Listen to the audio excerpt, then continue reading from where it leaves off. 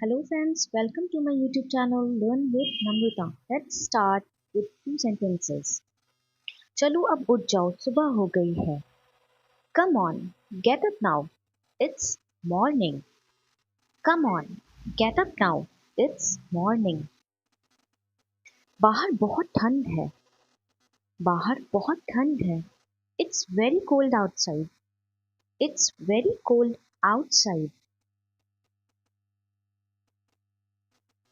ठंड से बच के रहो वरना तबीयत खराब हो जाएगी. Stay away from cold, otherwise your health will deteriorate. Stay away from cold, otherwise your health will deteriorate. Train कितने बजे आएगी?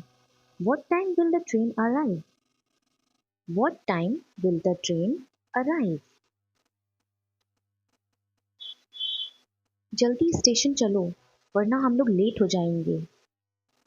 Come to the station quickly, otherwise we will be late. Come to the station quickly, otherwise we will be late. मेरी station पहुंचने से पहले train जा चुकी थी.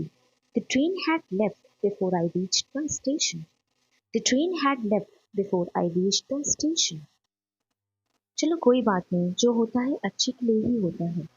Come on, whatever new happens, it happens only for the good.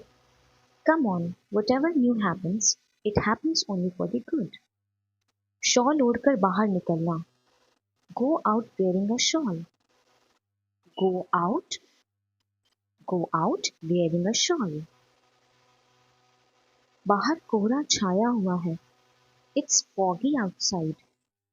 बाहर कोहरा छाया हुआ है. It's foggy outside. Please subscribe to my channel, friends.